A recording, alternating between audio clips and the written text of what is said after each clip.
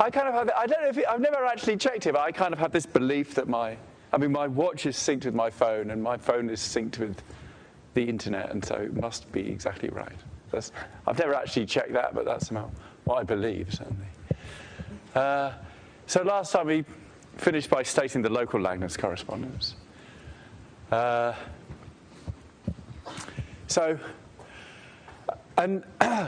was kind of careful earlier on. I carried around a very general field E. There was an arbitrary field at the beginning, and then when I talked about Veil-Deligne representations, I had that norm on the Veil group, and the norm was taking values in the positive rationals. And so I think when we're doing Veil-Deligne representations, E had better have characteristic 0.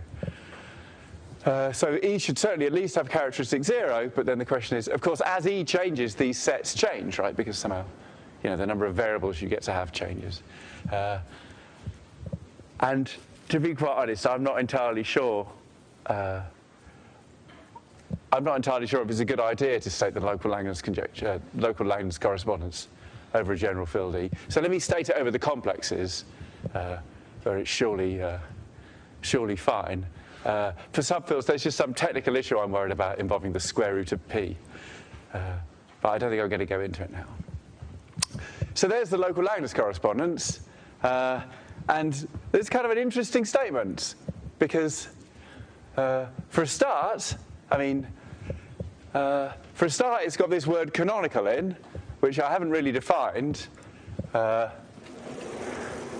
I don't quite really know how to define it. But we can. I'll tell you one thing: we can interpret canonical. Can interpret the word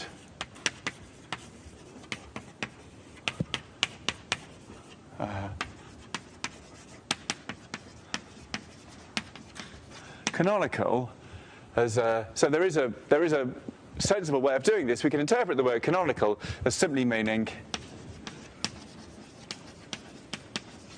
the bijection kind of satisfies a big list of nice properties. i.e. the bijection is compatible with, the bijection commutes with various things that you can think of. For example, here's a rather trivial example, e.g. there's a notion of duality on both sides, right?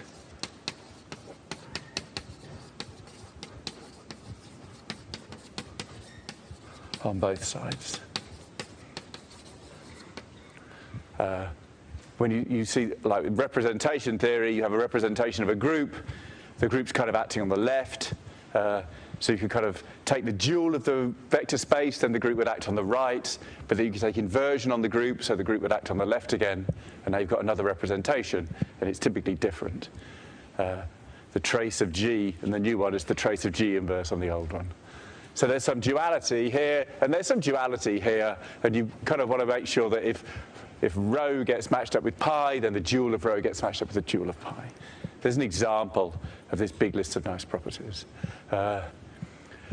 Another one on the list is, do you remember I defined F? I had a representation rho 0. I defined F of rho 0, the conductor. You can define conductors here. It's much harder. But you would hope that the conductors on both sides match up. Later on, people realized that both sides had L functions. There's a complex value, there's a complex L function, L of rho comma s and L of pi comma s, and those are supposed to match up as well. So an example of this, there's a notion of duality on both sides. There's L functions. There's L functions and epsilon factors, et cetera, et cetera. And it actually took a while, maybe some. Here's my understanding of history. So my understanding of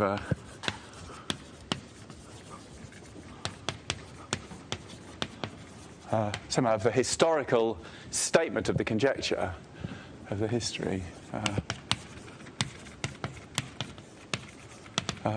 For this group, this is the local Langlands, maybe I should say, this is the local Langlands correspondence for GLN, really, right?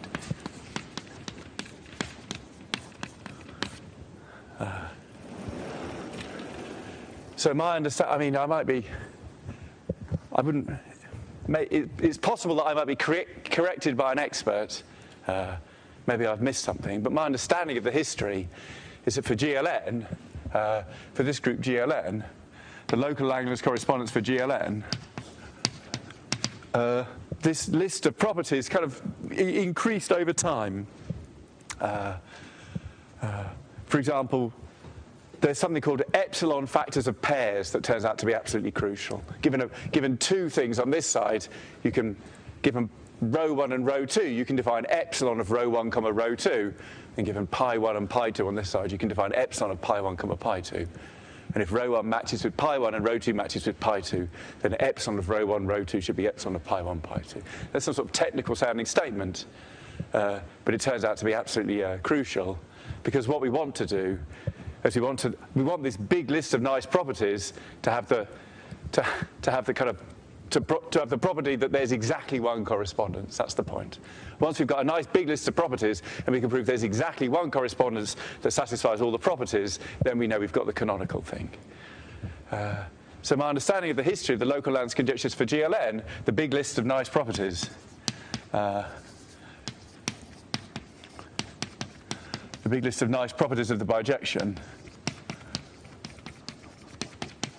that the bijection must satisfy,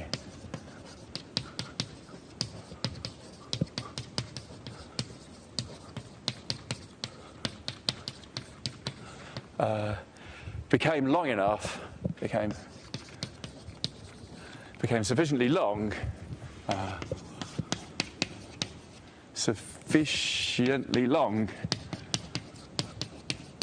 that we could prove there was at most one local Langlands correspondence. But it became a theorem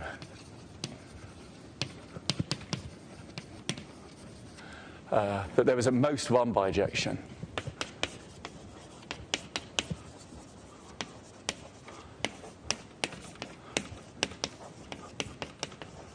Satisfying this big list of properties that we wanted. There was at most one bijection satisfying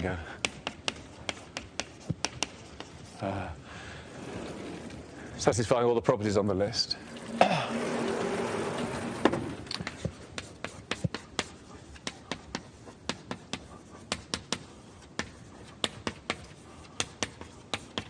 Let me make two slightly philosophical points.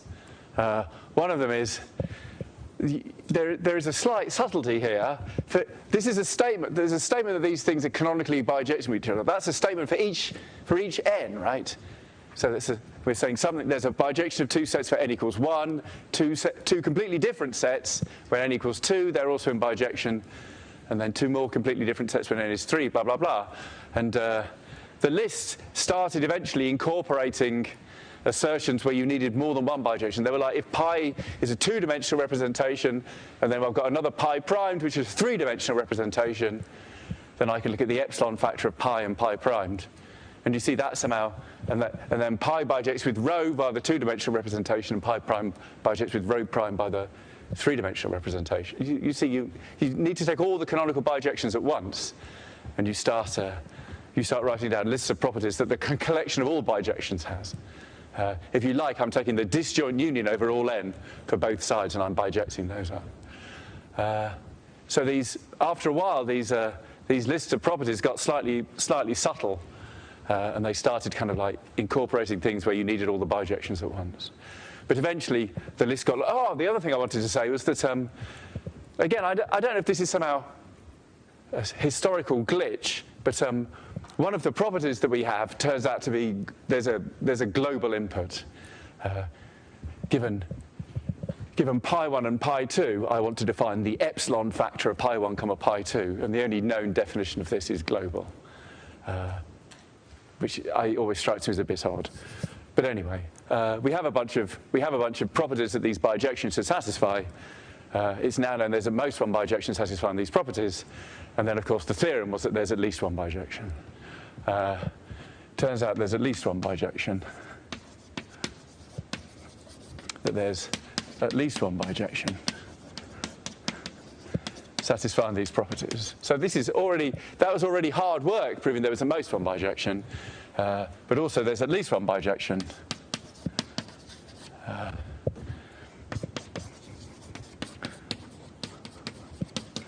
So this is a hard theorem, but this is a very hard theorem.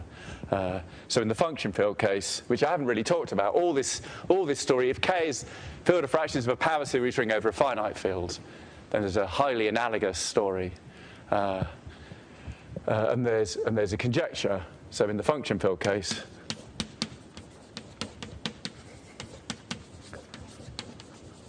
the existence of this bijection was established by Laumont, Rappaport, and Stuhler. This is the theorem of Laumont, Rappaport, and Stuhler. And in the maybe that was in the 80s, and in the p-adic field case, this was somehow before I was mathematically born, but in the p-adic fields case, I certainly remember it. It's a 2000 theorem of Harris and Taylor.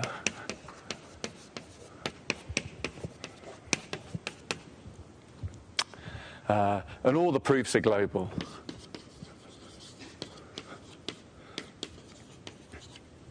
By which I mean these are statements about p-adic fields, but the proofs involve number fields, even though the questions look purely, the Galois group of a number field is much more complicated than the Galois group of a local field. So, talking of Galois groups of local fields, we had a little discussion about what to do between 4 and 5. And my understanding of the conclusion of the discussion was that today, between 4 and 5, I'm going to be in here, I'll possibly even come early, and I'm just going to give an overview of what we've said so far. So no new mathematics, and I'm going to take basic questions from people who feel that they've kind of sort of half understood what's going on, but they could sure do with a little refresher and somebody going over basic things like what a profinite group is, and we're going to recap. So people that are completely on top of everything and want to ask me difficult questions about automorphic representations, don't bother coming. There'll be nothing for you. But people who just kind of feel that they sort of half on, maybe there's some definition that they're missing and they still find one of these sides a little bit scary. If you come along at 4 o'clock, we'll just go through basic stuff. And I'll just give definitions again and prove basic properties of things. So we're going to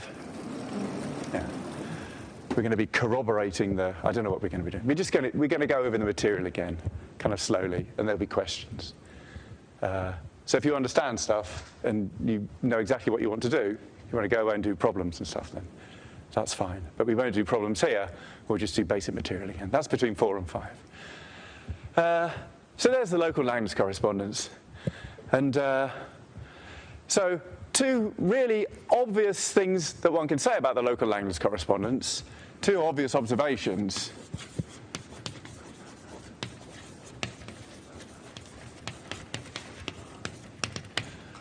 So firstly, let's just check that for n equals 1, this is a brilliant generalization of local class field theory.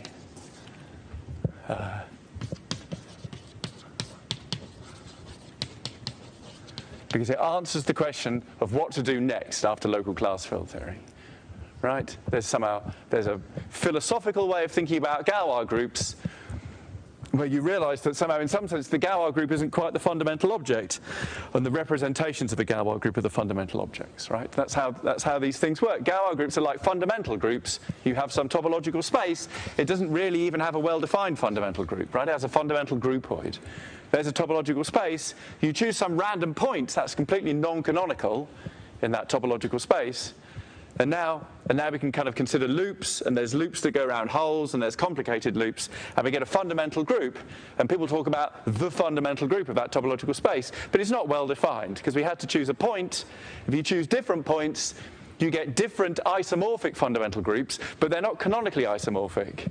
You see, because if I choose a different point here, then to get an isomorphism between the groups, I need to figure out a way of taking a loop that starts here to a loop that starts here. And the way I do that is I choose a path from one to the other, but there's loads of different paths. If I choose a path that way or the path that way, I get different isomorphisms. So a fundamental group is a kind of complicated thing. It's not quite well, it's well defined up to non-unique isomorphism. It's sort of a funny thing.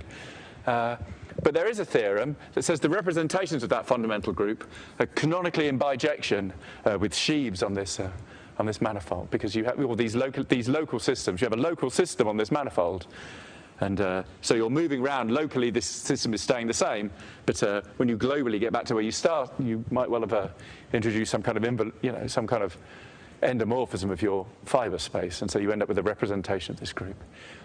So it's been long known that the fundamental group of an object has some sort of subtle, not quite well-defined issues, but the representations of the fundamental group are a very natural object, and this is what's going on here. Given a p-adic field K, we have to choose an algebraic closure K bar. That's a bit like choosing the point. But once you've chosen it, we have some abstract group, and then it's the representations of the group that turn out to be the important thing. So this is a brilliant generalization of local class field theory. Once we've checked, we should check this. Let's check this in a minute.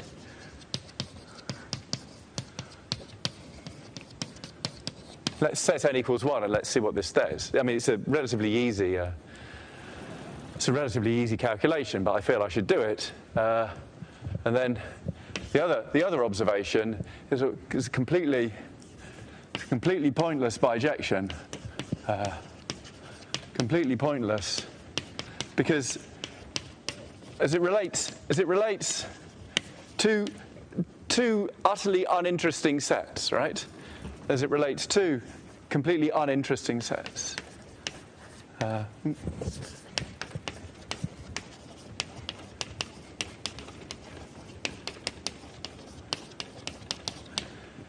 So this is a useless correspondence, because I had to write. The only reason that we know that there are smooth, irreducible, admissible representations of GLN of K was because I wrote down a definition. We haven't come across these things before. They don't naturally show up when I'm doing some calculation, or at least they haven't naturally shown up yet.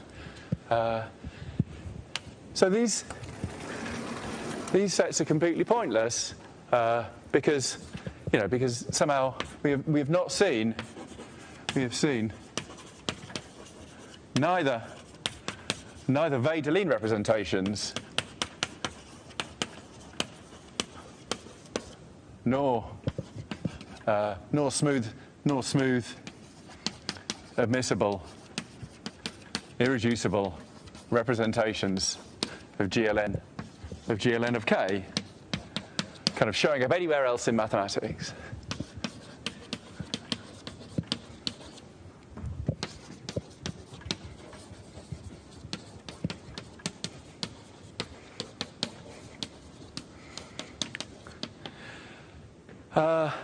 So you see, when you look at it, at least from where you're sitting, it's a bit of a shame, because there's some other lovely correspondence called the Taniyama-Shimura conjecture, which says if you have an elliptic curve over the rational numbers, then it comes from a modular form.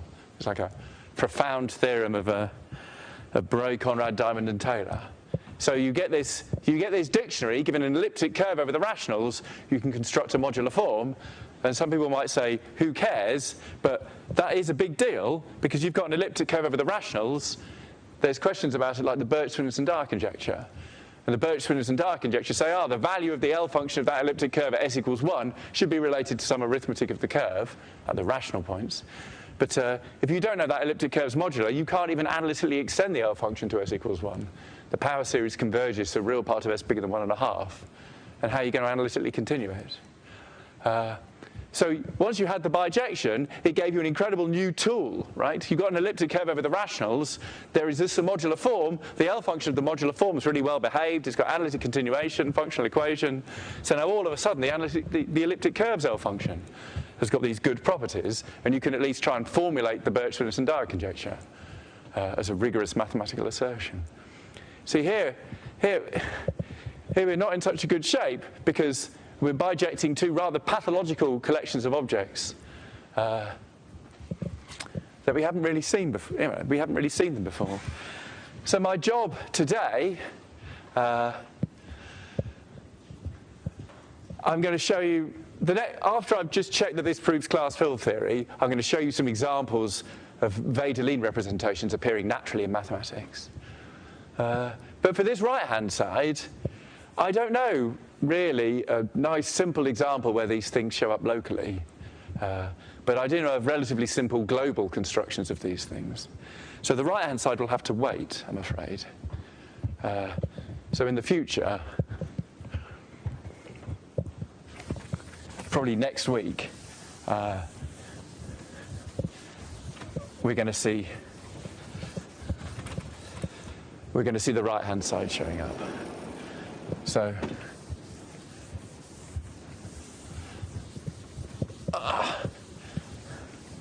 what's the plan today? So the plan for today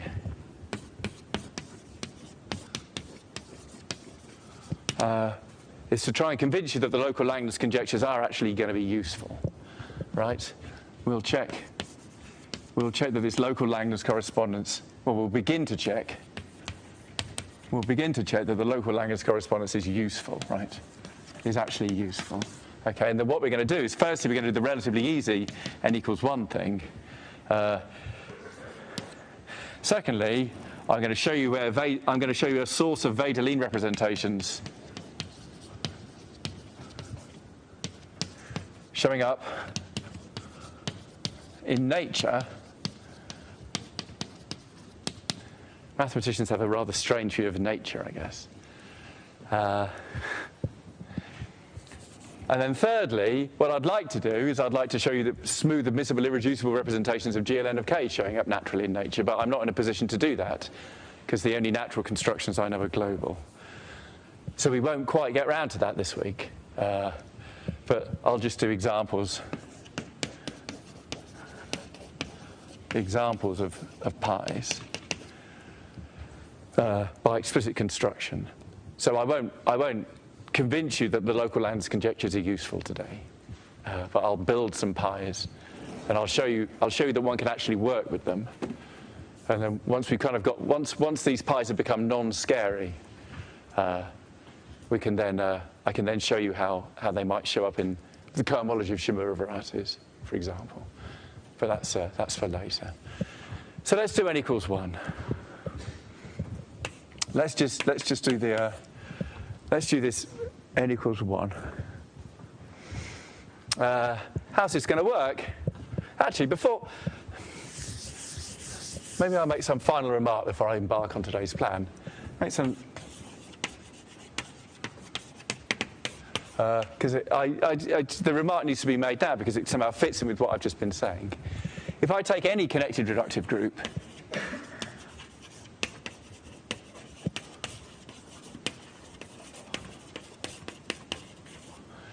if G is any connected reductive group over K, so whatever does that mean? Well, it means something. It's a geometric. It's something you can check over K bar, i.e. So that means i.e. over K bar, G is isomorphic to a group like GLN, GLN or SLN or whatever, PGLN, or some orthogonal groups, or some symplectic group. You know, what are they called? E6, E7, E8. There are these kind of crazy. There's E6, E7, E8, F4, and G2. These are the things that people talk about. There's some general. I'm not going to talk about this general theory, but there's a general theory of algebraic groups, and if you have a connected algebraic group over an algebraic, algebraic group is just some closed subgroup of a matrix group somehow. Or closed subgroup of GLN. So you have some, so these are defined by polynomial equations. This is some symplectic group, SP2G if you like. So whatever a connected reductive group is, there are examples, and we are sticking with GLN in this course. But there's a huge collection of connected reductive groups that aren't GLN. And for each of these groups here, Langlands wanted to formulate a local correspondence. Let me just kind of tell you, if G is any connected reductive group over K, then there's a Langlands correspondence, a local Langlands correspondence for G.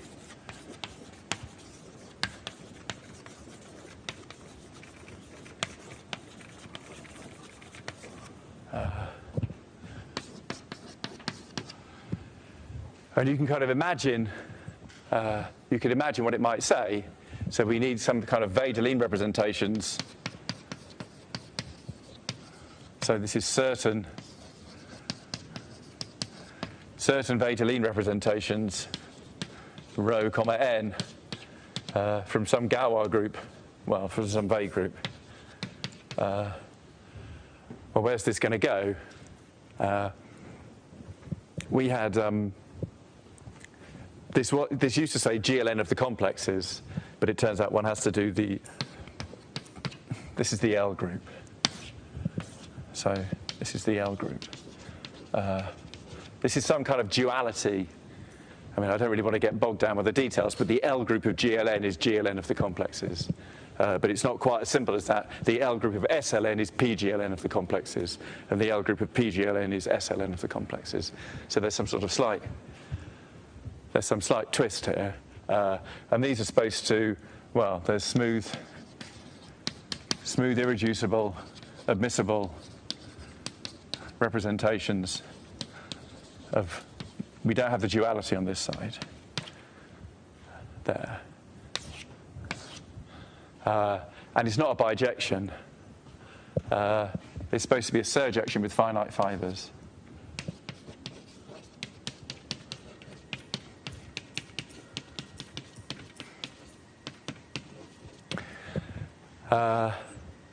And here, the theory is in some sense in its infancy, because that surjection with finite fibers is supposed to be canonical.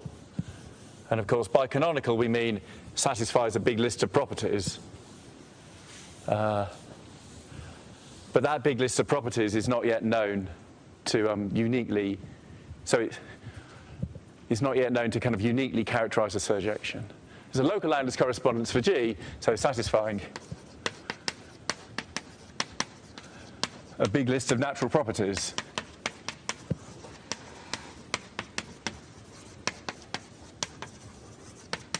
I saw this list in Borel's article in Corvallis.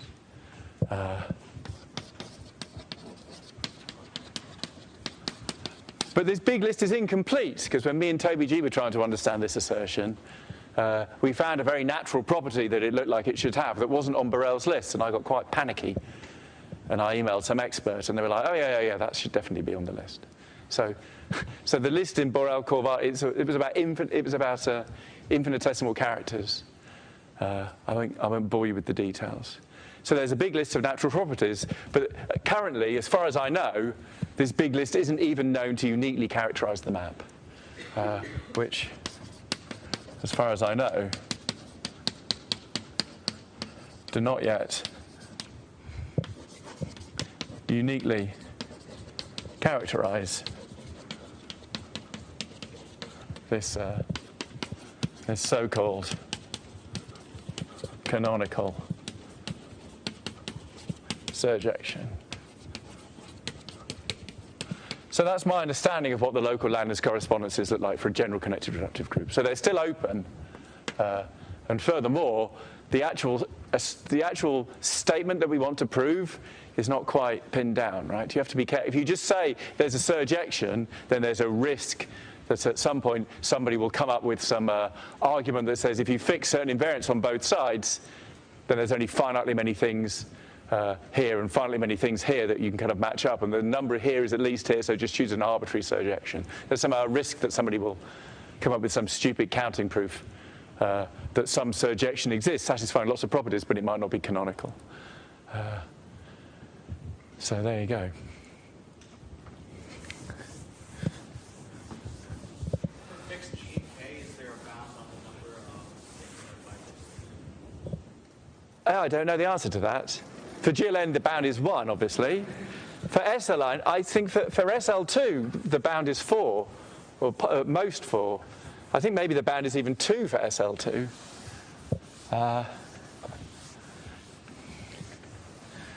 Yeah, that's an interesting question. So I should say, now you've mentioned it, these finite fibers are called L packets. Fibers are called L packets.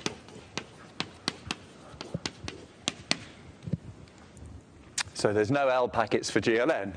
But if you want to move away from GLN and do more general groups, then I would recommend you go in one of either 2 directions. The first direction is you can go to SL2, which is a great example because it turns out it already shows you a lot of the phenomena. If G is the group SL2, then you're looking at representations of SL2 of the p-adic numbers, say. And they're supposed to be related to Wedelin representations to PGL2 of the complexes. And you see, the reason it's a natural place to go is if you know the bijection for GL2, then you can attempt to deduce the surjection for SL2. And somehow Langlands and Lebesgue talk about this kind of thing. In a paper of Langlands Lebesgue is one of these papers that I almost feel I could read if I tried really hard, but I had never quite done it. And the other direction you can go is for a G. Class fill theory, we know that worked really well, so you could go with a non-split torus, right? So for GL1, we know it, but what about some weird inner form of GL1 that somehow GL1, but with Galois acting in a slightly non-trivial way? So for example, you could take a quadratic extension of K, and you could look at the things in that quadratic extension whose norm was 1. That's some kind of twisted form of GL1. And you could see if you could prove it for that, because you kind of feel that for abelian groups, you could kind of use class fill theory to your advantage. So that was done by Langlands in the only paper of Langlands I've ever read. So there's the local Langlands conjectures for general G. That's, as far as I know, the state of the art. And I must be frank, I don't really understand the details of how this proof goes for GLN. But I'm not scared of the local Langlands correspondence. And the reason I'm not scared of it is because I went to this 1992 course by Richard Taylor where he wrote down lots of examples for GL2. And I kind of did some exercises with them. And I realized that actually these things weren't that scary. So that's really my main aim today, is to start writing down examples of smooth admissible irreducible representations of GL2 of the p-adic numbers, just to convince you that this side is not so scary. And I've written down examples of this side, so hopefully you're less scared by this. I mean, unless you're scared by Galois groups, in which case you should come along today at 4 o'clock and we'll talk about Galois groups. Right, so let me just knock off this case n equals 1. Let's do, so local Langlands correspondence for n equals 1.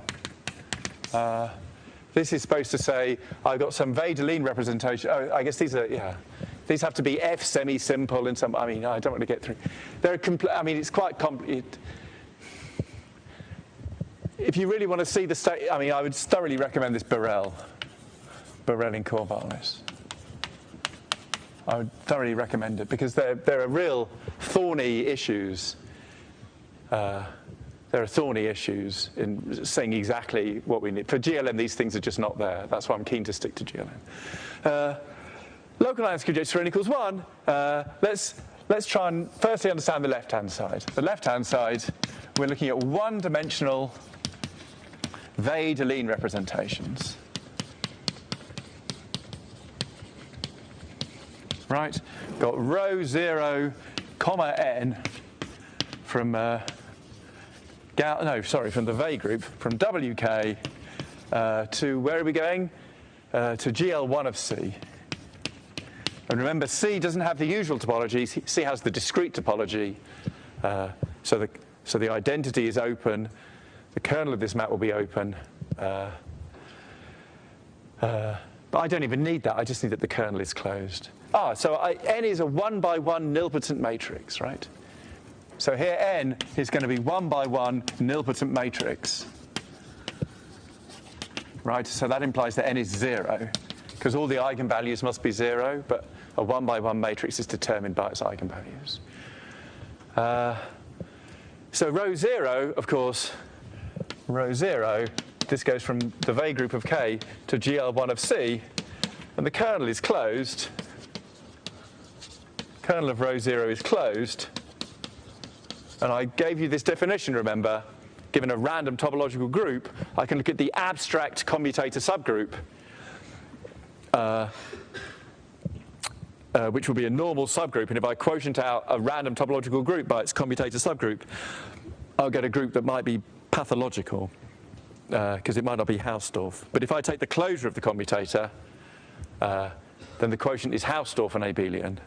But you see, that's certainly what's happening here. The image of row 0 is Hausdorff and abelian. So the kernel of row 0 is closed, and therefore row 0 factors through WK ab. Right?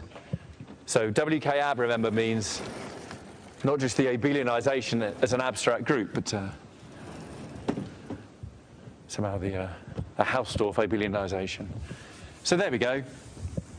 So we've discovered what the left-hand side looks like. It's just one-dimensional representations of WK ab. So therefore, the left-hand side equals the one-dimensional continuous complex representations of WK ab.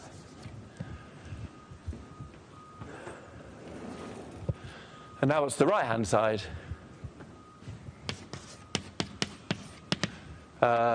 Is smooth, irreducible, admissible representations of K star.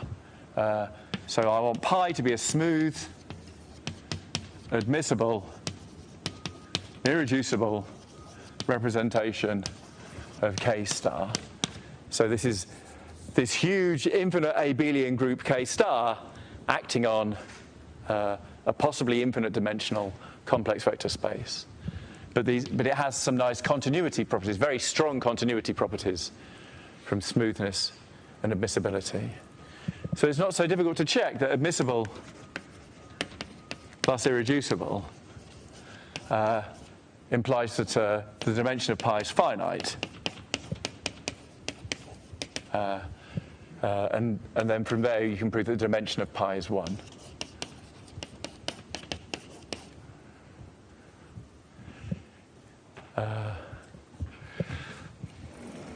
So there's some relatively straightforward exercises. This doesn't work for GL2. This is you need the fact that there's nice compact open normal subgroups. That's the point.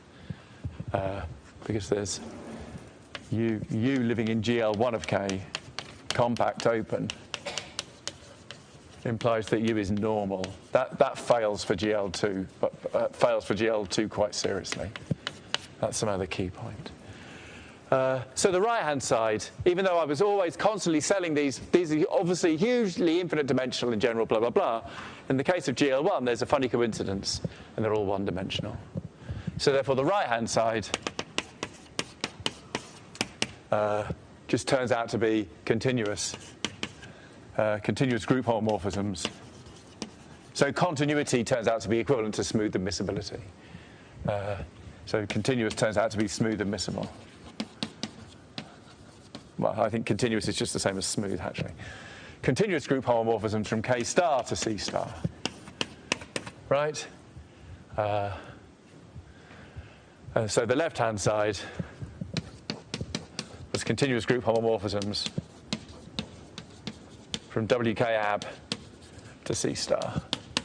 So now you can see why local class field theory gives you a canonical bijection. So there's WK ab equals K star. So there we go. So local Langlands conjectures for GL1. So that indeed implies local Langlands conjectures for GL1. So as you recall, my next complaint is that whenever do we see either of these sides showing up in mathematics? So that's my next task now. I'm going to show you some Wedelin representation. I'm going to show those of you, I guess what I'm now going to do is, given some other objects, I'm going to construct some Wedelin representations. And if you've seen those other objects, then I will have justified Wedelin representations. But if you've never seen the other objects either, then I'll have just made matters worse, I guess. So let me tell you about the other objects. And they might be playing a bit of a role when we do some global stuff later. But let me just briefly say something about L-adic representations. So source of Wedelin representations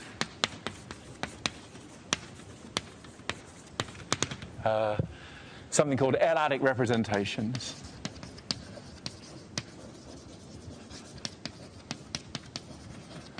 So this, for those of you that are kind of wondering where this course is going, I'm going to do a little bit more with Galois groups now, and then the Galois groups are going to be all gone, right? I'm going to talk about some other thing called an L-adic representation.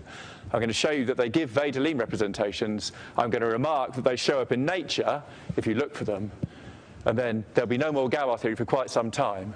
We'll be doing a very algebraic thing. We're going to be talking about these pies. So we're going to be doing possibly infinite dimensional representations, but of very concrete groups like GL2 of QP. So if you're slightly scared of these abstract Galois groups, this is the last you'll be seeing of them for a while. Source of Wedelin representations, L-adic representations. So here the story is, so let's have K over QP finite as ever. There. But now let's say our coefficient field is QL. So let's say rho goes from gal k bar over k to GLN of QL is a continuous representation. So what's going on here? Gal k bar over k is my profinite group with its usual profinite topology. GLN of QL. So here L is prime, L isn't P. L can be P for the next 5 minutes or so, but L is certainly going to have to not be P at some point. L is prime, L is not P. And QL has the L-adic topology. There. So that means that n by n matrices over QL are a topological ring, so GLN is a topological group. So GLN of QL also has some kind of L-adic topology. And of course, rho is continuous. So we haven't seen things like this before, because the only representations I've considered before were to targets where the group was discrete. And so in particular, the complicated inertia subgroup of this would have to be finite. So here things are worse, because the inertia has got a wild part and a tame part, and the wild part is a pro-P group. And so it has a rather P-adic topology. This has a rather L-adic topology, and P is not equal to L. So the wild part of inertia will end up being finite. But the tame part of inertia has got a huge L-adic part. So in theory, the tame part of inertia might live on. So what I'm saying is, when we considered representations of the Weil group to GLN of the complexes, or GLN of some random field E with the discrete topology, we knew instantly that the image of inertia had to be finite by some compactness argument. Whereas here, the image of inertia might, in theory, not be finite. So two things to observe is that firstly, these show up in nature, right? Note one, these show up in nature. So where do they come from? E.g., Tate module of an elliptic curve, right?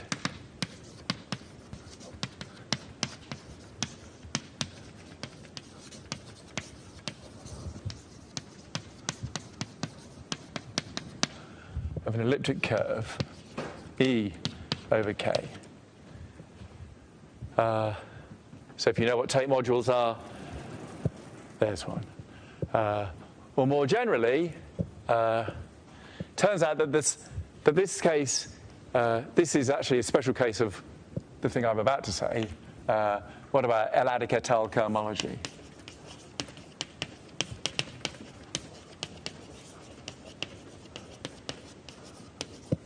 Of an algebraic variety.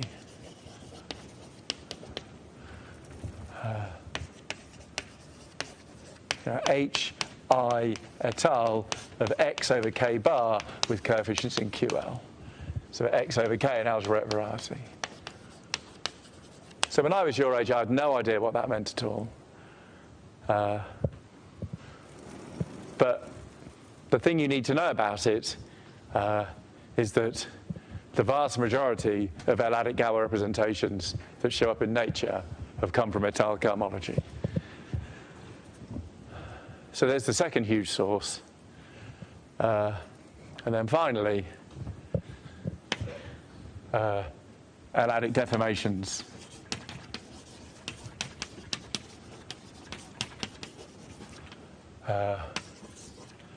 L-adic deformations of these things. Whatever, of examples. Give new examples.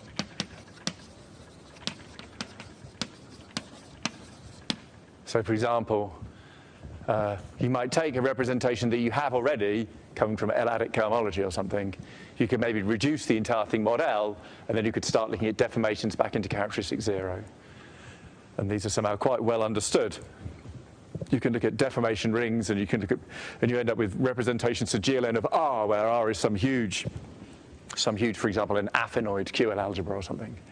That will have lots and lots of surjections down to QL, and might give you an entire family of such representations. So there they show up, and these are kind of things close to my heart, really, because when you look at these L-adic deformations, these give you geometric objects that somehow go into the whole eigencurve story.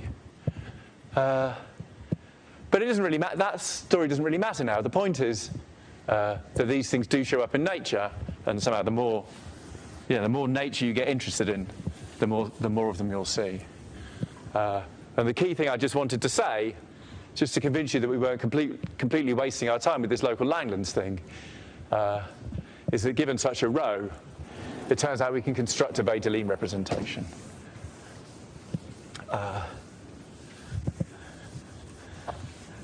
While I'm here, let me just give one example. If you know tape modules of elliptic curves, all well and good.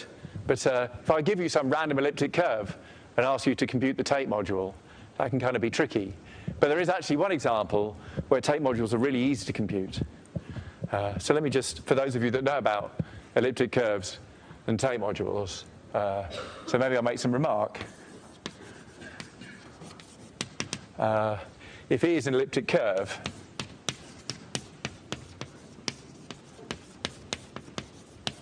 this is not logically relevant for the course, but it seems like it might be worth noting as an example. If E is an elliptic curve with split multiplicative reduction, so it's with bad reduction,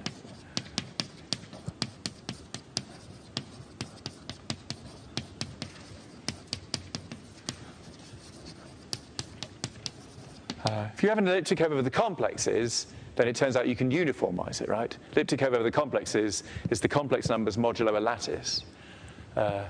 So it turns out an elliptic curve over a p-adic field, if it has split multiplicative reduction, you can also uniformize it.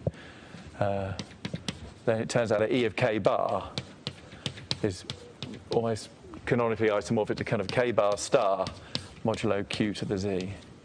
So maybe I'll put q to the z there, where q in k, norm q less than 1. So this is the multiplicative group, and this is some crazy subgroup isomorphic to z. So this is some strange, this is not q the finite field, this is just some random q. And from this you can work out the tape module.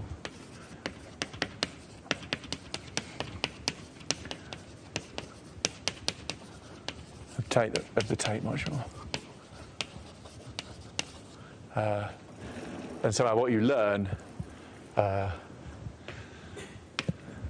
what you'll see is that so this L-adic tape module of E, if I restrict it to the inertia group, looks like kind of the cyclotomic character, something, 0, the identity, where this is really can be non-trivial.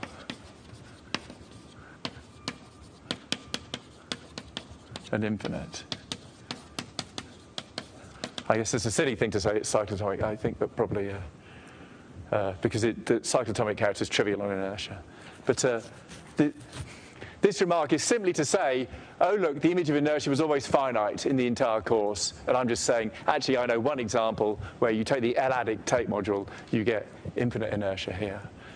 So it can happen. So if you,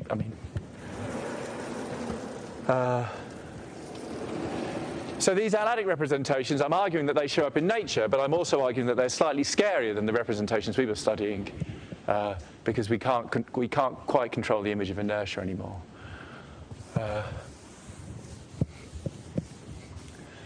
But what I want to tell you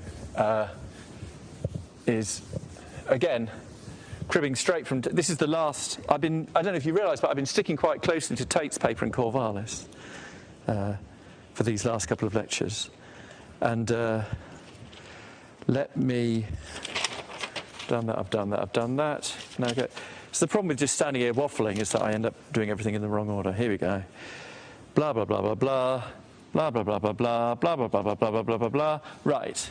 But now let me tell you a result of Grothendieck, a relatively simple result of Grothendieck that's going to spit out Wedelin representations. So recall L is not equal to P. And so this does actually show, so if rho is an L-adic representation, as above, then rho of inertia can be infinite.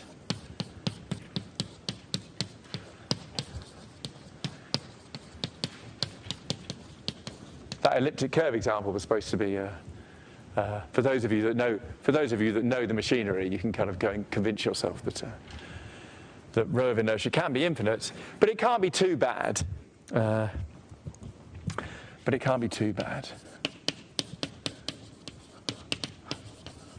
Oops, it can't be too bad. Because rho of the Suloff subgroup, rho of I k bar over k, comma epsilon must be finite if epsilon's bigger than 0, because this is pro p, remember. Right, the moment we start looking at the filtration on this thing, this is pro p, and the tame inertia is not so bad, right? So the issue is tame inertia, and recall gal k tamely ramified over k unramified. So I'm not particularly scared of the unramified thing because that's cyclic, but this is kind of cyclic as well, right? This is non-canonically isomorphic to the product. Now I have a problem, and I don't quite know how to solve it. And the problem is that I need a letter for a prime number because I've got P and L, and P and L are already playing roles, and Q is a good letter for a prime number, but Q I'm already overusing Q. There's a Q, and Q was the size of the residue field. So I haven't got a good letter for prime, so I'm going to use R, right? So R is going to be prime, R not equal to P. These are the R-adic integers. So for most values of R, R is not equal to L, and those are going to die as well under rho. So clearly the interesting part, clearly the part we should be worried about,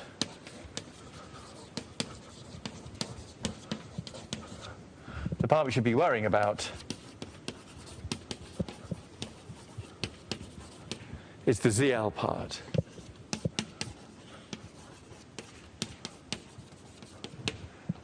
Because that's the part that's threatening not to die, you see, where all these ZRs are going to be, they're not going to last long in GLN of QL. But this ZL part can absolutely, there's a subgroup of GL2QL isomorphic to ZL, right? It's just one ZL01. And that's what's going on here, in fact. So these representations, I mean, who cares about Weil groups? We really care about Galois groups. Hello? Sorry, I couldn't hear the question.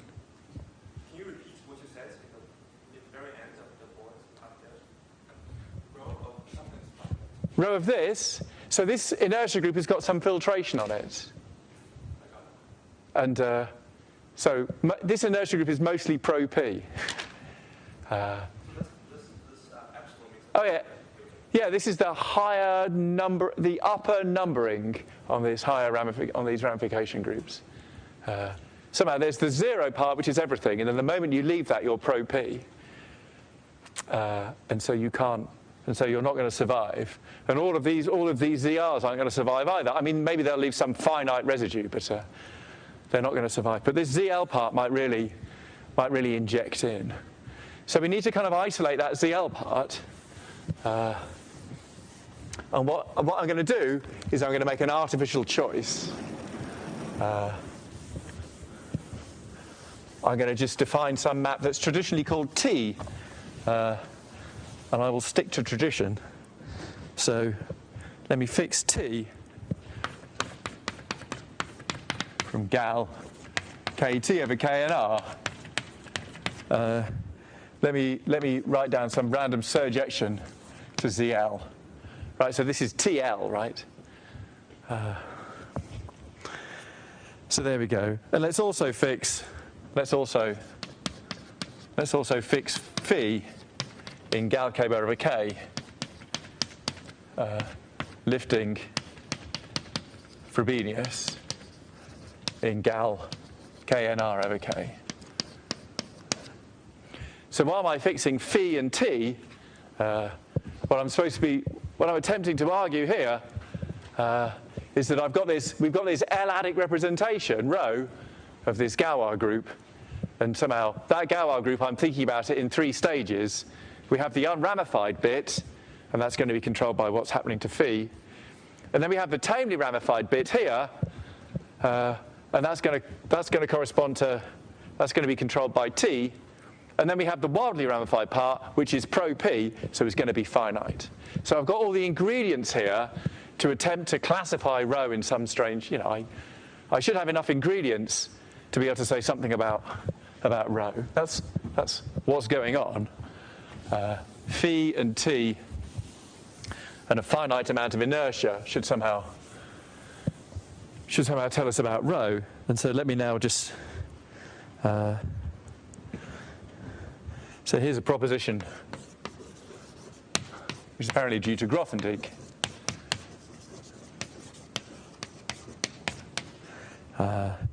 The proof is long, but not so difficult, right?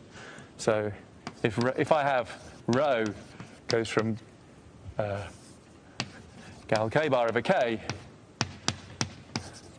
to GLN of E, where now E is QL, E can be a finite extension of QL if you like. So if I've got a continuous L-adic representation,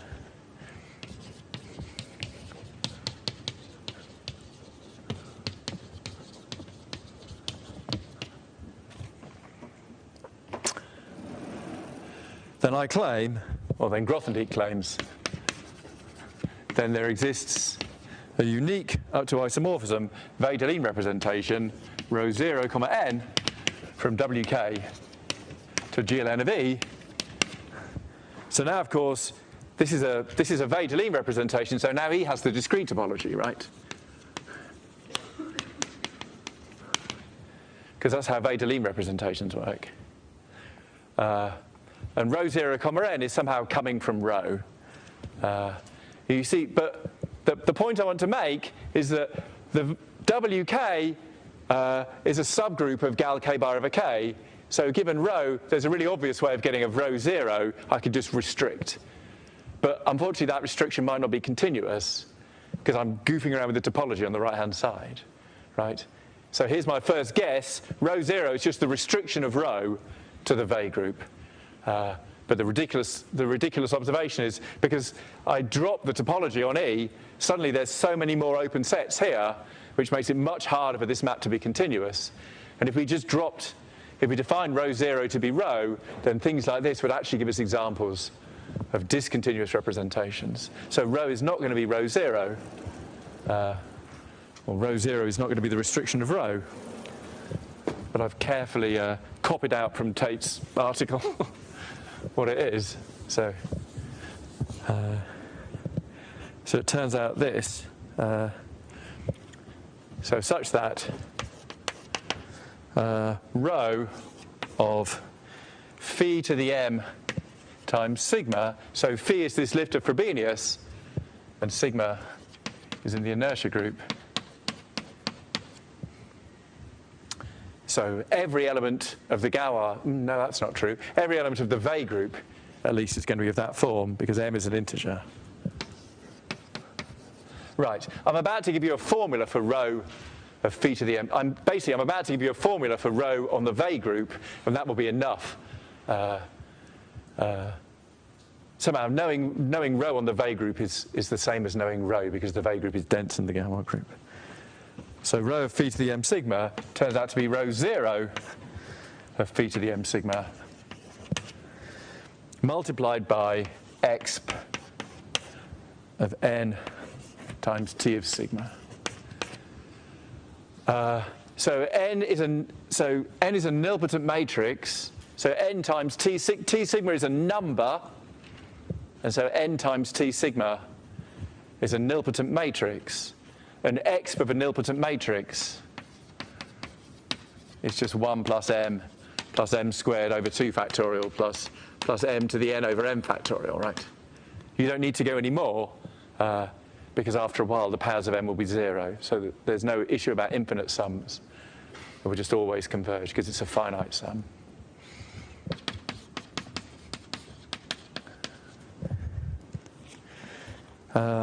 So what's happening here? What's happening here is that you can see the difference. Rho is not rho 0 because you can see the difference here. The difference is some strange. The difference is some strange exp of n. So what's happening?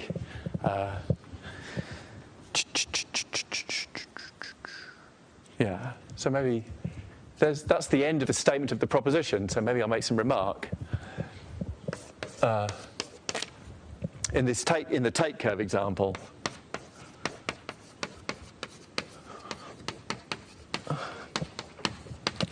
It turns out that somehow that n is non-zero. That upper right-hand triangular issue that I was concerned about is somehow fixed. This is exactly the role. It's exactly the role that this funny t plays. The non-triviality of rho on inertia is kind of eaten up by n, and everything else is behaving sensibly. So we can use rho 0. So normally, theorems of Grothendieck are incredibly difficult to prove, but this is just a good insight. This is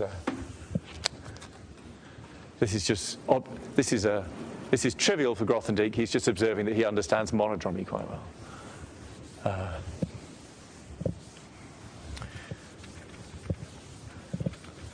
So yeah, I mean, this is of independent interest, really, because given some random L-adic Galois representation that's fallen out the sky, we're constructing some monodromy operator. That somehow sounds like a geometric. You're trying to understand fancy cohomology theories using geometry. I mean, given that I'm here, I may as well make some final remarks. I'll just make a couple of remarks about this proposition. Final few remarks.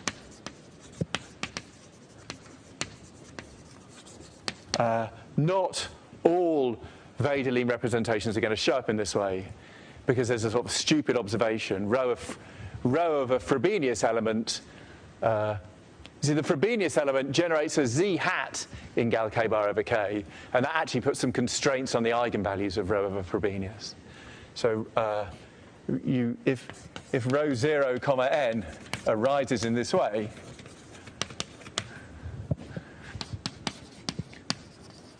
then eigenvalues of rho 0, of rho 0 of a Frobenius will be L-adic units. So in particular, it's not difficult to write down an L-adic representation that doesn't arise in this manner, because you can just make rho 0 of Frobenius, you can just send it to the number L or something. So in particular, so not all rho 0, n arise in this way.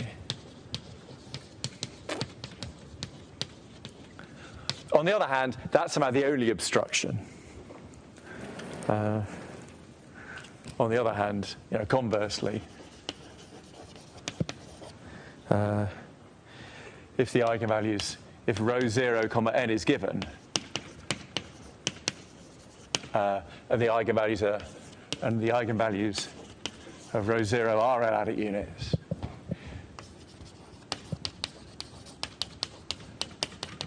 rho 0 does come from rho.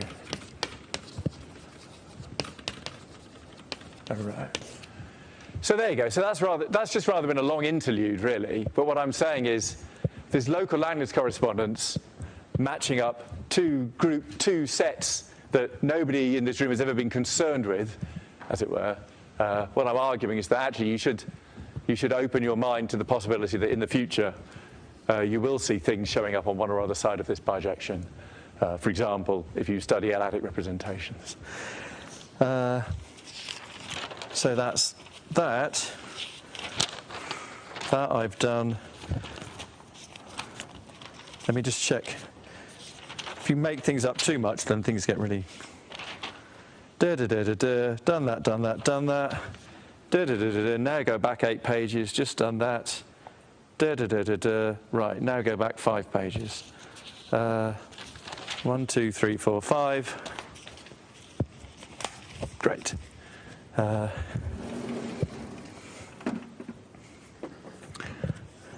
Let's talk about pies.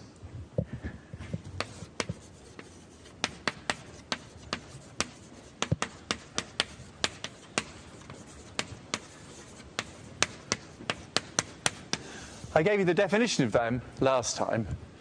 But let's do examples.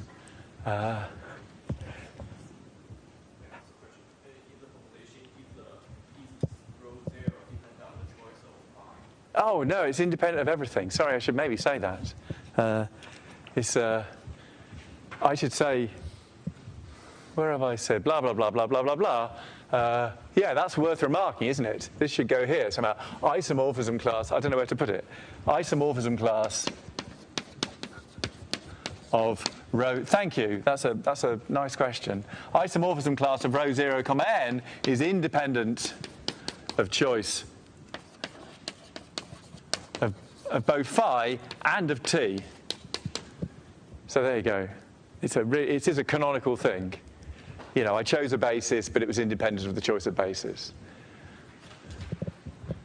There you go. So exercise, why don't you figure out a way of formulating it without ever choosing anything? That might be hard, I don't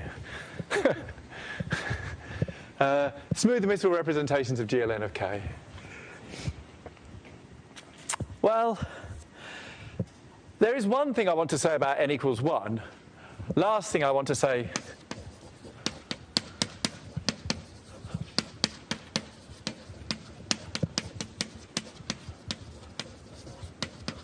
about n equals 1 is, let me just show you, I said that these local Langlands bijections should satisfy a nice list of properties, and they should, I never tell you what they are, but I always say, pi has an L function and rho has an L function, and the L function should be the same if rho and pi match up. But pi and rho both have conductors, and so it occurred to me that I did tell you what the conductor of, I told you what the conductor of rho 0 was. So maybe I should tell you what the conductor of pi is in this case. Conductors of representations are a little bit tricky. Last thing I want to say about n equals 1, if I've got some pi from k star to c star is smooth, admissible, irreducible. I can tell you what the conductor of pi is. And I should have told you I should have told you when I talked about this before, but I forgot, and I just feel that it's such an easy thing to say. I can't figure out where to say this, so I'm just going to say it now. Then define f of pi just to be the smallest integer r. Well, let me define f of pi. Let's do this properly. Let's define f of pi to be 0 if pi on the inertia of pi on OK star is trivial, and f of pi equals r at least 1 if r is the smallest positive integer.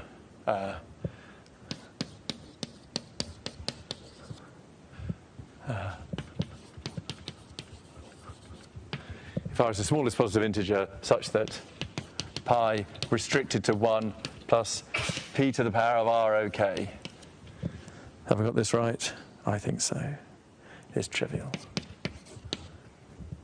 So if f of pi isn't 0, right?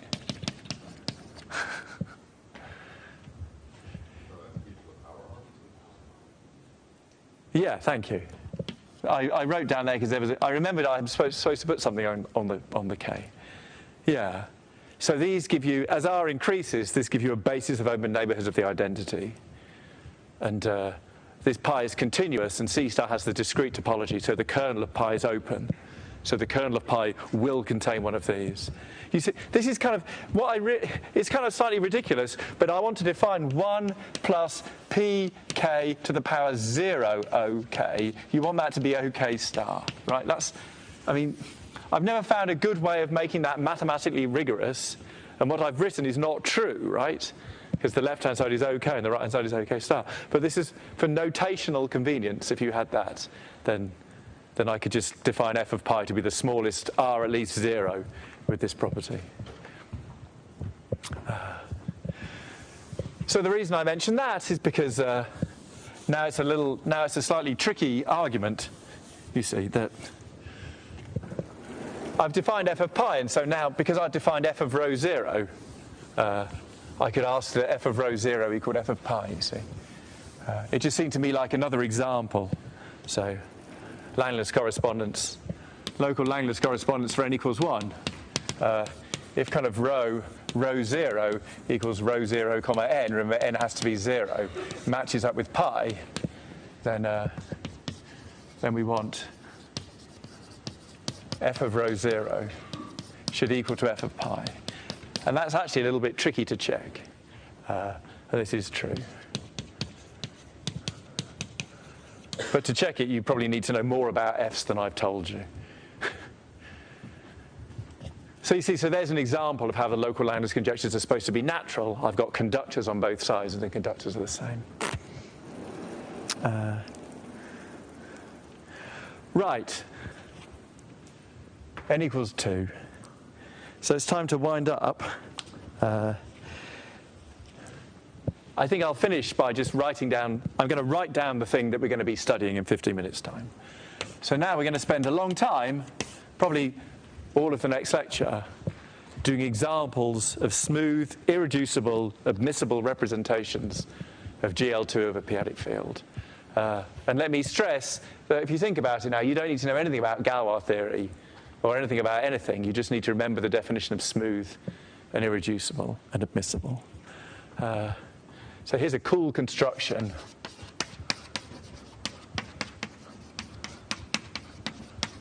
of a pi, which we're going to spend a lot of time talking about in the next lecture.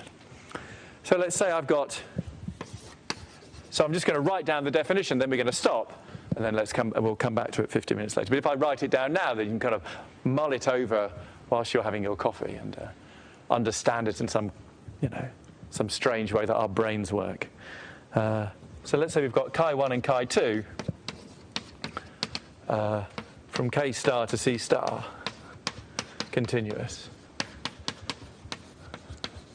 So given a pair of characters, I'm going to show you how to get a representation of GL2 of k.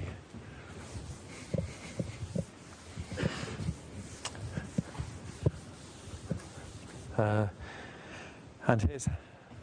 here's what we do. Let's define I of chi1, chi2 to be the following functions. So this is going to be a big complex vector space, and an element, am I going to sneeze? I'm not going to sneeze. And an element, am I going to sneeze, of this complex vector space is going to be a function from GL2 of k to the complex numbers. So maybe I'll just say that this is supposed to be a vector space. So we're going to have to work out how to add and multiply two such functions, and you do it on the target, right? Phi1 plus phi2 of x is phi1 of x plus phi2 of x, and lambda times phi1 of x is lambda times phi1 of x. So we've got complex valued functions on some group, satisfying a couple of conditions. Firstly, phi is locally constant.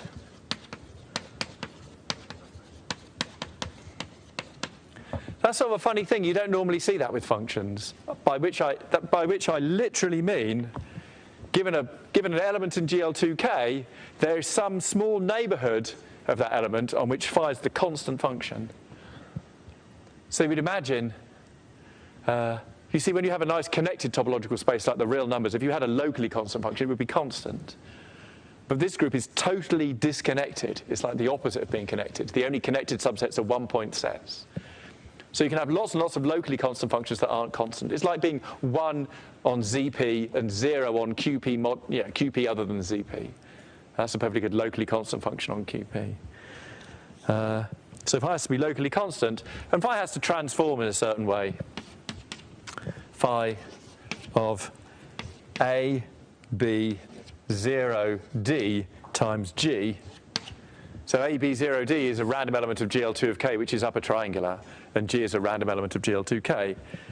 That has to be, it's going to be related to phi of G, but in a perhaps slightly strange way. It's chi1 of A multiplied by chi2 of D multiplied by the norm of A over D square root.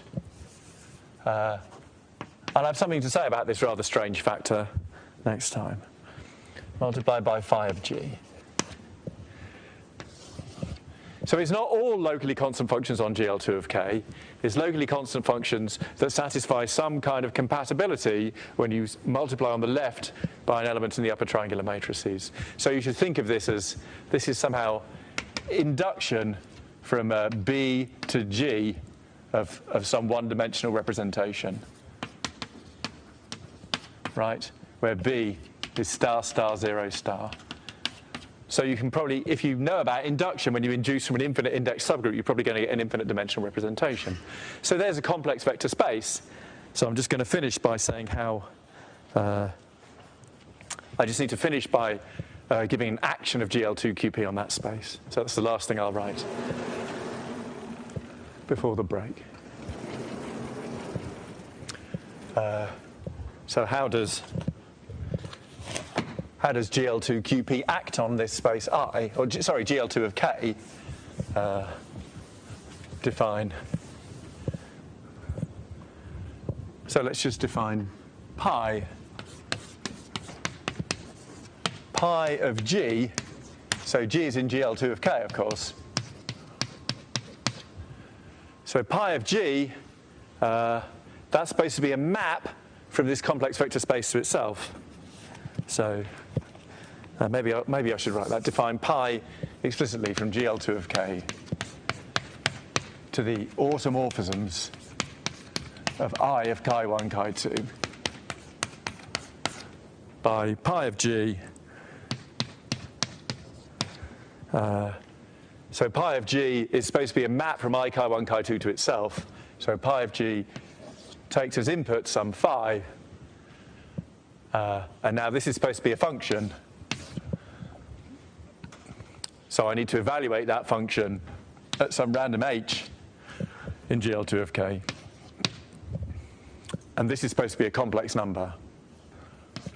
So given this data here, I need to come up with a complex number. So it's going to be 5 something. And it's either going to be 5GH or 5HG, and one of them won't give an action. So I'm going to go with 5HG, I think. No, I'm not. I'm going to go with 5GH.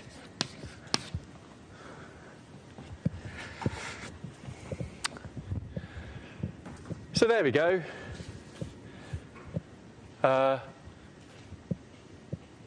Yeah, there's a thing. So we'll talk a little more about it in 15 minutes' time.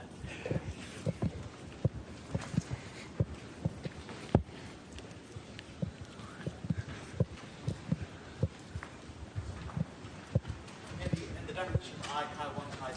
Have I got it wrong? Sorry? I might have it wrong. Go on. No, I think it's right. But GL2K is given the topology induced from the Oh yeah, K has the natural topology. Yeah, the other one. And locally constant really means. It's really a non-trivial. Yeah. And the image is C and not The image is what, sorry? the image is all of C and not just the units, right? Yeah, I need C. Yeah, this is a vector space. And so I need all of C. I definitely want I of chi1, chi2 to have a 0 vector. Have I got it wrong? Yeah, I've got this wrong. I thought, I'm really pleased I've got this wrong, thank you. Because I looked, yeah. I'll tell you what happens was you should, somehow a common maxim is that you should stick to your notes. And what happened was I wrote pi of g, and then I looked down at my notes, and I saw that I'd written pi of h. So I was already in trouble. And now I bet what I've done. I'm sure my notes are correct because I write them when I'm kind of thinking straight. Yeah. So I made a howler. Sorry. What a way to finish. This is now correct. In fact, let's all go and do this as an exercise. Right? This is an action. And that exercise would have been rather harder had I got it incorrect.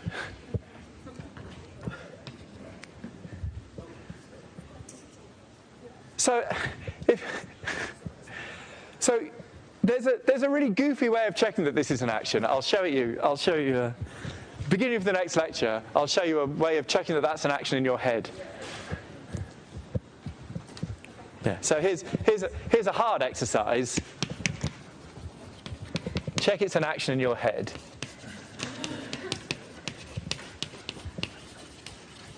Right, you understand what needs to be checked. You need to check that if you do pi of g and then pi of h, it comes out as pi of gh, right? And that's clearly what you were doing already when you spotted that I got the definition wrong.